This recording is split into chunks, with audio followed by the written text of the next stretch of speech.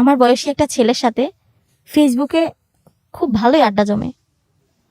বেশ কিছুদিন hi hello করতে করতে ভালো একটা সম্পর্ক তৈরি হয়।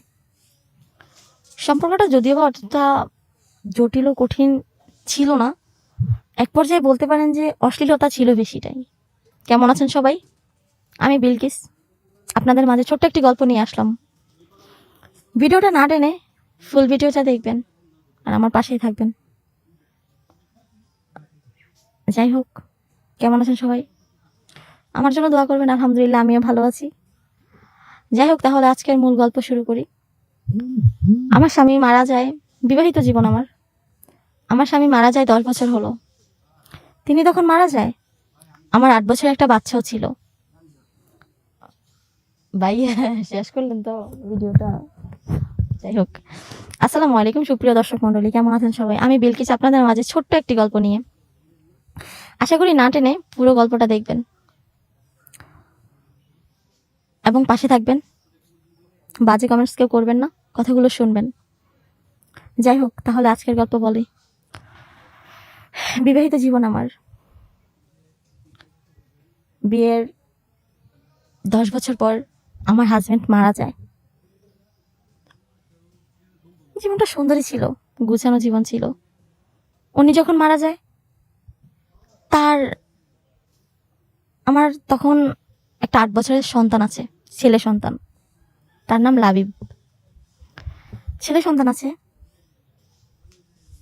তারপর আমি একটা চাকরি করি। ওই চাকরি করতে করতে দিন যাচ্ছিল বেশ ভালোই, কিন্তু তার মধ্যখানে ভাবলাম যে একা এভাবে কিভাবে চলবো, কি হবে না হবে বুঝতে পারছিলাম না। ভাবলাম যে বিয়ে করব, কিন্তু বিয়ে করার জন্য কেউ প্রস্তুত ছিল না। আমার একটা ছেলে আছে বিদায় কেউ বিয়ে করার জন্য আমাকে রাজি হতো না। আবার তেমন চেহারাটাও ভালো না। যদি ভালো থাকতো তাহলে হয়তো বা পারা যেত। যাই হোক, চেহারাটাও তেমন ভালো ছিল না। ছেলে বড় হলে তাকে কলেজের হোস্টেলে দিয়ে দেই। যখন বড় হয়ে যায় তখন তাকে কলেজে হোস্টেলে দিয়ে দেই। এখন একা একা খুব কষ্টে থাকি। এর মধ্যে আমার বয়সী একটা ছেলের সাথে ফেসবুকে খুব ভালোই আড্ডা জমে। বেশ কিছুদিন হাই হ্যালো করতে করতে ভালো একটা সম্পর্ক তৈরি হয়। সম্পর্কটা যদিও বা অতটা জটিল ও কঠিন ছিল না, এক পর্যায়ে বলতে পারেন যে অশ্লীলতা ছিল বেশিটাই। যাই হোক, তারপর আস্তে আস্তে প্রেম হয়। আস্তে আস্তে প্রেম হয়, সব বুঝি। হুট করে একদিন দেখি ওই ছেলেটা আমাদেরই এলাকার। যখন দেখি, যাই হোক, ওই ছেলেটা ছিল আমার ছেলের বয়সী কিছুটা। ওই ছেলেটার সাথে আমার ভালোই একটা আন্ডারস্ট্যান্ডিং হয়ে গেছিল। তো যাই হোক, গল্পটা বুঝবেন, তারপর এটা শুনেন বলি। হলো বিয়ে করার কথা চিন্তা করে ছেলেটার সাথে রিলেশনে জড়াই। তারপর আবার ভাবলাম যে আমার একটা ছেলে আছে, বিয়ে করব কি না সেটা ভেবে ওই ছেলেটার সাথে এত কিছু না ভেবেই অনেকগুলো রাত কাটাই আমি। ওই ছেলেটার সাথে আমার প্রায় অনেক রাত থাকতে হতো। ছেলে নাই, একা বাড়ি, অনেকগুলো রাত কাটানো হতো তার সাথে। যাই হোক, এর প্রায় অনেক দিন পর এভাবে সময় দিনের পর দিন যাচ্ছে। তারপর দুজন মিলে বিয়ে করে ফেলি। বিয়ের 3 মাস পর সে আমার কাছে শুধু টাকা চাইতে থাকে। প্রতিদিন কিসের এমন টাকার প্রয়োজন আমি জানতাম না।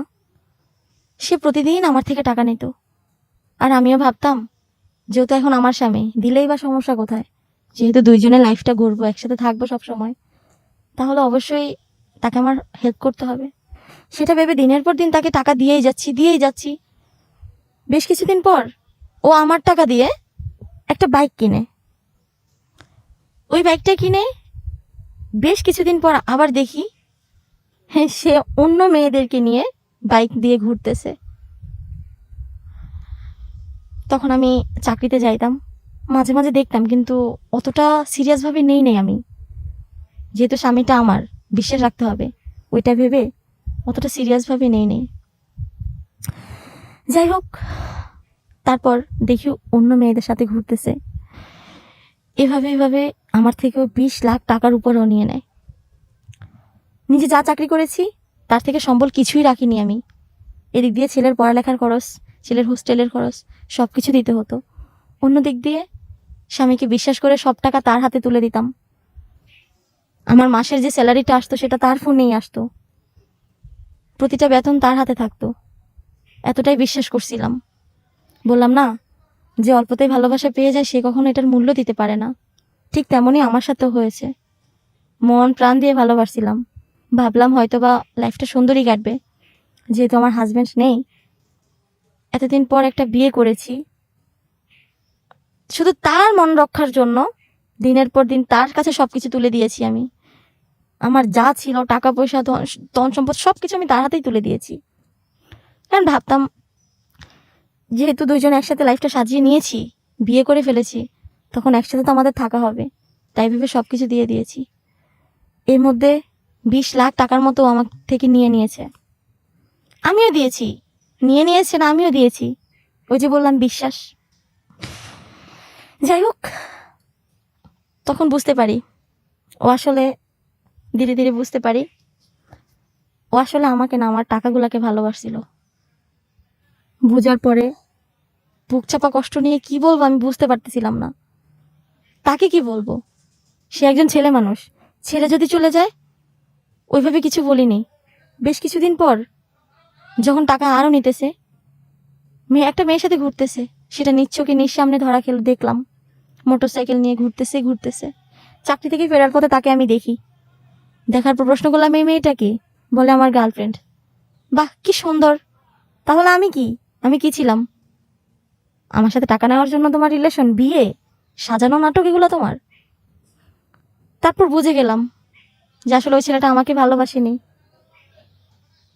প্রথমে তো আমার দেহই ভোগ করলো, তারপর আমার টাকা সব কিছু নিয়ে নিল, সব। আমার অস্তিত্ব আর কিছু নেই। একটা ছেলে আছে, ছেলে তো আর কাছে থাকে না। যাই হোক, পরে আমি বুঝতে পারি, তারপর তাকে আমি ডিভোর্স দিয়ে দেই। তারপর এসবের কোনো নাম নেই না আর, ওইভাবেই আমি স্তব্ধ হয়ে যাই।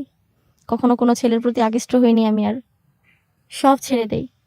নিজের একটা ছেলে আছে, ছেলেকে নিয়ে এখন আলহামদুলিল্লাহ অনেক ভালো আছি। সবাই দোয়া করবেন আমার ছেলের জন্য, আমার জন্য সবাই দোয়া করবেন। বাকি লাইফটা আমার ছেলেটাকে নিয়ে সুন্দর মতো কাটাতে চাই না কোনো দেহভোগকারী কোনো পুরুষ, চাই না যে মন না বুঝে টাকার প্রতি আকৃষ্ট, চাই না এমন কোনো পুরুষ যার মন নাই, যার মন শুধু টাকা পয়সা, আমার দেহ। আমি ওইরকম মানুষের মন চাই না। আমারও একটা মন আছে, ওই মনটাকে বিশ্বাস করে আমি তাকে দিয়েছিলাম, কিন্তু সেটা সে বুঝতে পারেনি। যাই হোক, আপনাদের সাথে শেয়ার করার এইটুকু ছিল। কেউ বাজে কমেন্টস করবেন না প্লিজ। এসব যে আমার লাইফে হয়েছে সেটা কিন্তু না, আরও অনেক মেয়ের লাইফে এসব ঘটনা ঘটে থাকে। আবার হয়তো বা সামনে ঘটবেও, বলা তো যায় না। কার লাইফে কখন অ্যাক্সিডেন্ট হয় সেটা কেউ বলতে পারে না। বিপদ তো আর বলে আসে না। আমার লাইফে না হয় ঘটেই গেল, মেনে নিলাম, স্তব্ধ হয়ে গেলাম, চুপ হয়ে গেলাম। তো যাই হোক, আমার ভিডিওটা যদি ভালো লেগে থাকে, যদি কিছু শিক্ষণীয় থাকে, বা যদি কোনো ভুল থাকে, তাহলে ভুলটা আমাকে ধরিয়ে দিবেন কমেন্টস বক্সে। আপনাদের কাছে এটুকুই চাওয়া। তো ঠিক আছে, সবাই ভালো থাকবেন, সুস্থ থাকবেন। আমার জন্য, আমার ছেলের জন্য দোয়া করবেন। আপনাদের জন্য শুভকামনা রইল। ভালোবাসা, আবিরাম। সবাই ভালো থাকবেন। আসসালামু আলাইকুম। আল্লাহ হাফেজ।